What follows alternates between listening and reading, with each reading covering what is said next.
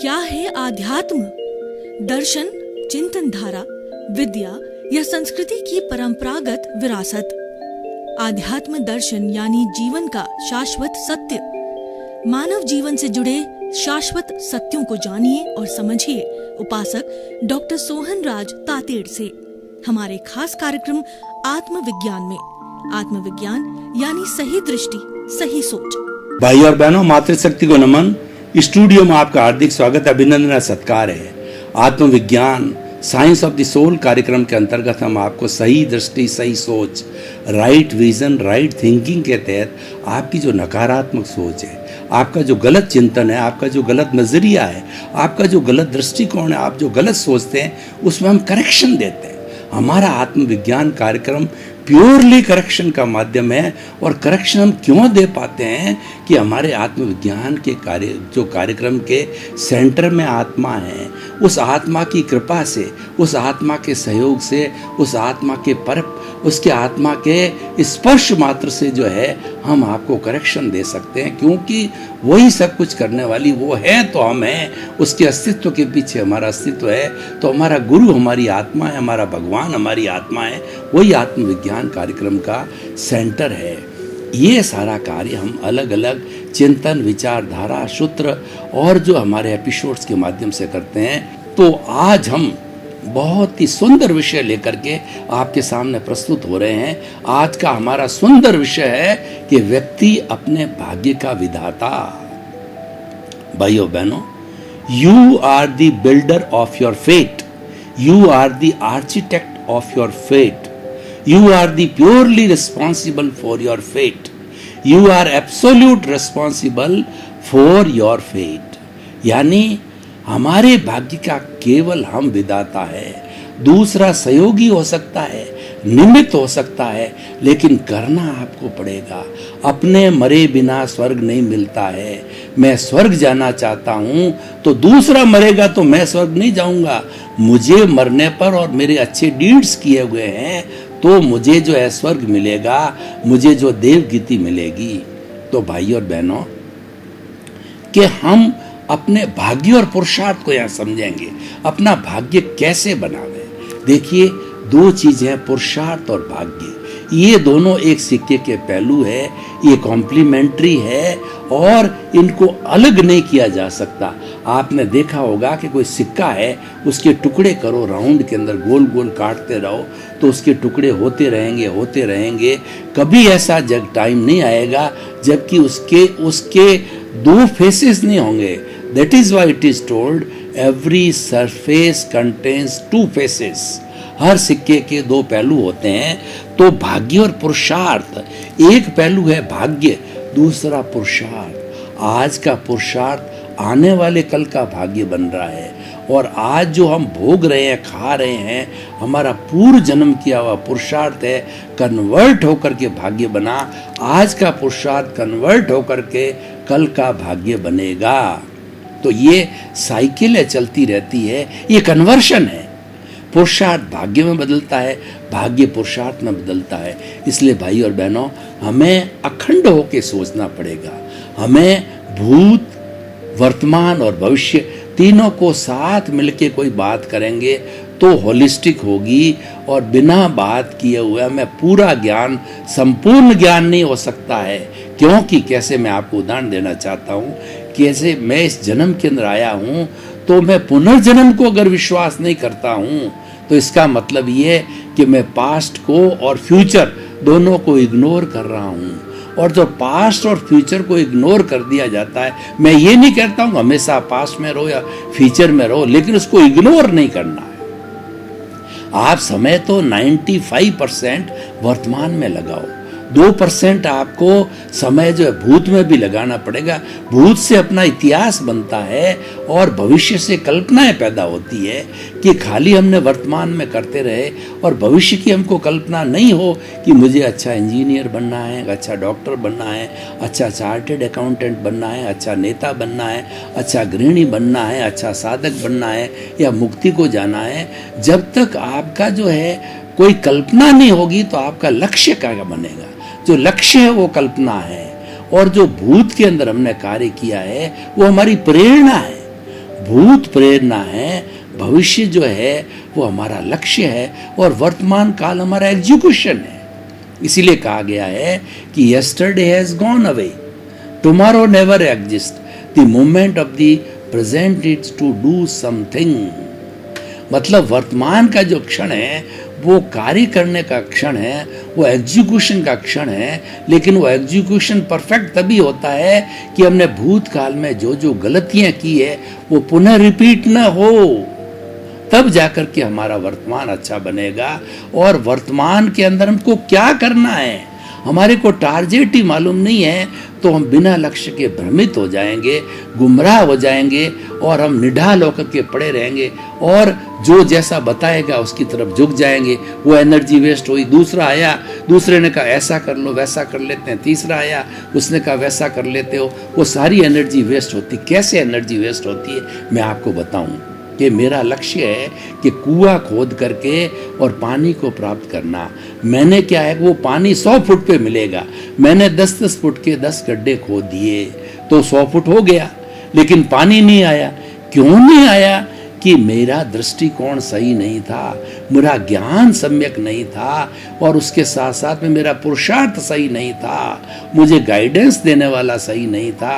तो जब मैंने 100 फुट का जो है वो ट्यूबवेल या कुआं ड्रिल किया तो मीठा पानी मिल गया, खूब पानी मिल गया, क्योंकि अथाह जो है पानी 100 फीट के ऊपर उपलब्ध था। तो ये this is the utility of the things.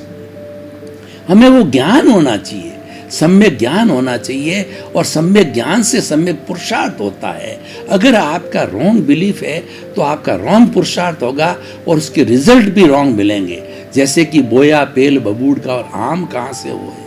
आपने तो क्या है कि बबूल का पेड़ बो दिया और 12 साल के अंदर आम पकता है, तो आप ये सोचते हो उसके अगडोडिये लग जाते हैं, आप सोचते हो कि जो आम मिलेगा, आम मिलेगा, आम के लिए कोशिश कर रहा हूँ, सिंचन कर रहा हूँ, समय आया तो अगडोडिये मिल गए खारे खारे, आम नहीं मिला, क्योंकि आपका चिंतन गलत था, आपका सम्यक ज्ञान नहीं था, आपका पुरुषार्थ सम्यक नहीं था। तो पुरुषार्थ 2 तरह के हो गए, सम्यक पुरुषार्थ और असम्यक पुरुषार्थ।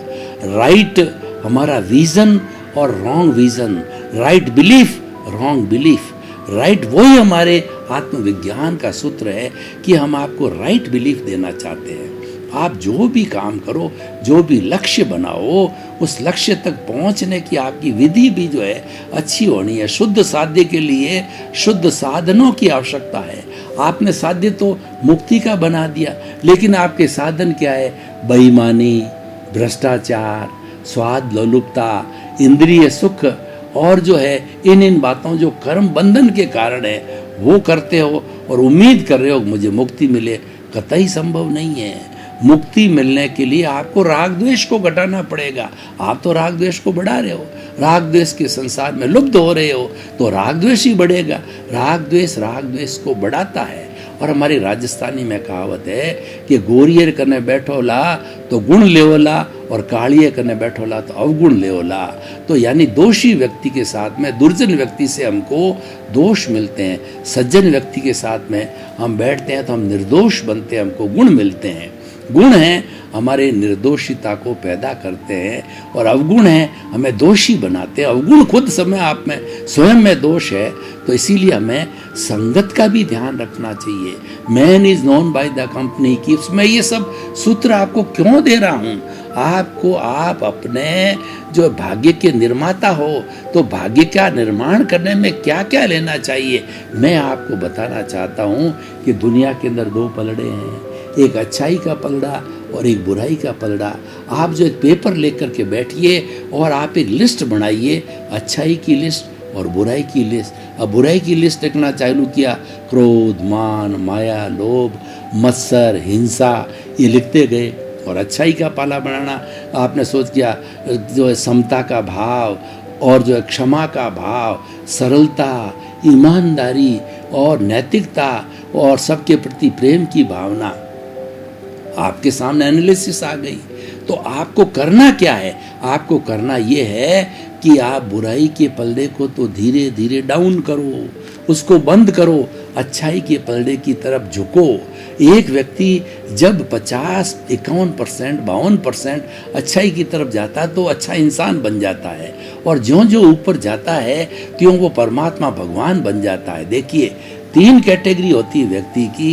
एक तो होता है कि एक होता है हमारा दैत्य, दानव, पशु। वो कौन सा होता है कि बार बार गलती करता रहे, सुधार नहीं करे। दूसरा व्यक्ति होता है वो मनुष्य, मानव। वो क्या करता है, टू एयर इज ह्यूमन। ये मानवीय गुण है कि व्यक्ति गलती कर देता है, ये कमी है, लेकिन वो सुधार कर लेता है तो वो इंसान होता है, पुनरावृत्ति नहीं करता है, और बिल्कुल कोई भी दोष करे ही नहीं, कोई भी जो गलती करे ही नहीं, वो भगवान है, वो ईश्वर है। तो भाई और बहनों, ये कैटेगरीज है। तो हम अपने भाग्य के विधाता जो है वो पॉजिटिव थिंकिंग से बनते हैं, हम संकल्प शक्ति से बढ़ते हैं, और हम जो है वो अच्छा भाग्य कब पैदा करते हैं कि राग द्वेष को घटाते हैं। हम कोई भी कार्य करें, दुनिया का कोई भी कार्य करें, वो निष्काम कर्म से करें तो हम अच्छे भाग्य के विधाता बन सकते हैं। और ये मान के चलिए कि जिसका पास्ट अच्छा हो, यानी जिसके भाव कर्म जो अच्छे डाले हुए होते हैं, शुभ कर्म डाले हुए होते हैं, तो इस जन्म के अंदर वो शुभ कर्म शुभ द्रव्य कर्म बन जाते हैं, और हमेशा हमारा सारा शुभ ही होता है। शुभ कैसे होता है, अच्छे घर में जन्म लेना, अच्छी एजुकेशन का मिलना, अच्छे स्वास्थ्य का होना, अच्छी सोसाइटी का मिलना, अच्छे जॉब का मिलना, अच्छा कार्य करना, अच्छा होता ही रहता है। और उसके विरुद्ध में हमारा पुण्योदय की जगह अगर पापोदय है, पूर्व में हमने पापों का संचय किया है, हमने वो भाव पाप के डाले हैं, कॉजेज पाप के डाले हैं, तो उसका कर्म बीज पाप का डाला है, तो वो कर्म फल इस जन्म में मिलता है, जिससे हमको सुख दुख की अनुभूति होगी पाप के कर्मों से। तो वो क्या होगा, जैसे कि दुर्योधन आदि जो है कौरवों को मिला, पांडवों को पुण्योदय मिला, क्योंकि धर्म के पक्ष में थे, और दुर्योधन अधर्म के पक्ष में था। तो वह जो पाप के पक्ष में था, पाप की जिंदगी क्या होती है, झुग्गी। मैं आपको एक उदाहरण देता हूँ, बिल्कुल पास में एक अटालिका है और एक पास में झुग्गी झोंपड़ी है। अटालिका में रहने वाला पुण्योदय का भोग करता है, आलीशान बंगला, एसी बंगला, खाने को पीने को, पत्नी बाल बच्चे परिवार, चारों तरफ सुख ही सुख, कुबेर ही कुबेर है, अच्छा धंधा। और उसके विरुद्ध उसके जैसा ही उसका भाई समझिए, उसका रिलेटिव समझिए, वो झुग्गी झोंपड़ी के अंदर है। उसकी स्थिति देखिए, आपस में लड़ाई झगड़ा, और पति पत्नी के बीच के अंदर बनना नहीं, और जो है क्रोध का आना, और क्या जगह बहुत कम होना, खाने पीने की व्यवस्था नहीं होनी, 2 जून की रोटी भी मिलनी, बारिश के दिनों में नीचे पानी टपकता है, और बराबर बैठने को जगह नहीं, सोने को जगह नहीं, दुख दुख दुख दुख ही होता है। तो भाई और बहनों, ये दुख क्यों होता है कि हमने अशुभ भाग्य का निर्माण किया। सुख क्यों होता है कि हमने शुभ जो है भाव डाले पूर्व जन्म के अंदर।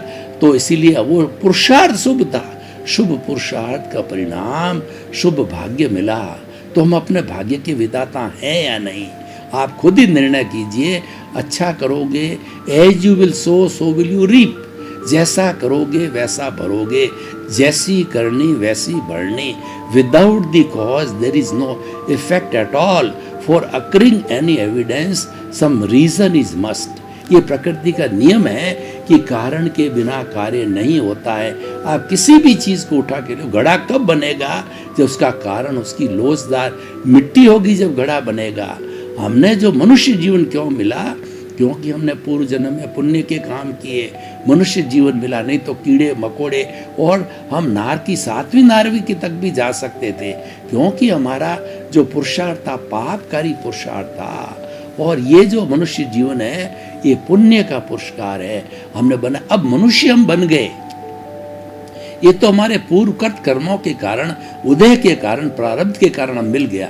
लेकिन अब वर्तमान में क्या करते हैं, वर्तमान में हम कसाई बन गए, रोज पंचेंद्रिय वध करते हैं, मुर्गों को मारते हैं, और जो अपने जैसे निरीह प्राणियों को, बकरों को मारते हैं, और चीन जैसे देश में देखो तो मेरे ख्याल से वाइल्ड एनिमल क्या कोई ऐसी को पूरी हाट लगती, पूरी मार्केट लगती है कि कोई चीन के अंदर कोई पशु पक्षी का ऐसा कोई नहीं है जो कि रॉ मटेरियल के अंदर नहीं मिले या उसका मांस नहीं मिले। बोलो, ऐसे लोग तो अभी एंजॉय कर रहे हैं और वो कह रहे हैं कि दुनिया के हम नंबर 1 बने। उनकी नियति में खोट, उन्होंने कोरोना पैदा किया और वो दुनिया के नंबर 1 बनना चाहते हैं। पैसे की दृष्टि से, साम्राज्य की दृष्टि से कैसे बन सकते हैं? क्योंकि वो कार्य गलत कर रहे हैं। तो गलत करने के रिजल्ट हमेशा गलत ही मिलेंगे।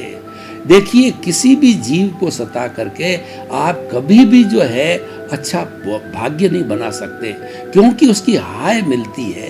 तो इसीलिए क्या है कि हमें अच्छे डीड्स करने चाहिए, अच्छे भाग्य का निर्माण। और हर व्यक्ति, एक छोटा बच्चा भी अच्छाई बुराई को समझता है, क्योंकि आज के विज्ञान के युग ने हमको डिस्टिंक्शन कर दिया है। क्योंकि सारी जो सृष्टि है वो वसुधैव कुटुंबकम बन गई है। Whole earth is one. और आज तो मानव धर्म के लिए कहा जाता है 1 वर्ल्ड, 1 स्काई और 1 गॉड, 1 अर्थ और 1 रिलीजन, दैट इज मानव धर्म। दैट इज वसुधैव कुटुंबकम। जो मानव धर्म में विश्वास करता है वो 7.8 अरब की जो विश्व की जनसंख्या है उसमें वो सबको जोड़ सकता है, सबका प्रिय हो सकता है, क्योंकि उसके डीड्स अच्छे हैं। इसीलिए हमेशा गुड डीड्स करो, अच्छे कर्म करो। अच्छे कर्म करने से अच्छे फल मिलेंगे। को सुख को दुख देते हर कर्म देत झकझोर, उर्जत सुरजत आप ही ध्वजा पवन के फिर। आपने कभी देखा होगा कि मंदिर के ऊपर जो ध्वजा होती है, कौन उसको फहराता है, ऐसे करता है, वैसे करता है, उसको पवन करती है। इसलिए व्यक्ति को कोई दुख नहीं देता है, उसके कर्म देते हैं। और कर्म ही भाग्य है। कर्म और भाग्य में कोई अंतर नहीं है। और ये कर्म और भाग्य बनते हैं पुरुषार्थ के द्वारा, सत पुरुषार्थ के द्वारा। तो हम इस एपिसोड के माध्यम से भाई और बहनों, ओपन टू द ऑडियंस है आज एपिसोड करके, आपकी जिज्ञासा समाधान, आपके प्रश्न हम जानना चाहते हैं। तो मैं बड़ा आत्मविश्वास के साथ कह सकता हूँ कि जो व्यक्ति अपने भाग्य का निर्माता है, कोई दूसरा निर्माता नहीं है। 33 करोड़ देवी देवताओं में ऐसा कोई पावरफुल नहीं है जो आपको सुख दे सके, आपको दुख दे सके। आपके किए हुए डीड्स, आपके किए हुए कर्म, आपका किया हुआ कार्य ही वो आपको सुख देता, दुख देता है। और वो कार्य आज के रूप में भाग्य बनता है, वही हमारा भाग्य होता है। तो भाई और बहनों, हम आइए आज जो है निष्कर्ष की भाषा में बात करें कि कोई कार्य ऐसा नहीं करें किसी को दुख न हो। कुछ सूत्र देना चाहता हूं मैं अच्छे भाग्य निर्माण के। सबसे पहला सूत्र तो ये है, कोई भी कार्य ऐसा मत करो, ऐसा चिंतन मत करो किसी को दुख हो। किसी को दुख देने से हमारा भाग्य बिगड़ेगा, वो गलत पुरुषार्थ है। और दूसरा है, किसी के दोष मत देखो। दूसरे के दोष देखते हैं तो हमारे में दोष पैदा होते हैं, दोषों की श्रृंखला बढ़ती जाती है। एक दोष दूसरे दोष को जन्म देता है। और हम दूसरे के गुण देखते हैं और अपने दोष देखते हैं, तो अपने दोष देखने मात्र से ही दोष शुद्धिकरण हो जाता है और हम प्योर होते हैं। ये सद्पुरुषार्थ है। जितना जितना आपने दोषों को शुद्ध किया, ये सद्पुरुषार्थ है, ये आपका पुण्योदय खड़ा होता रहता है। इसलिए भाई और बहनों, ये दूसरा सूत्र हो गया। तीसरा सूत्र हो गया, हम किसी के प्रति अभिप्राय या ओपिनियन दें।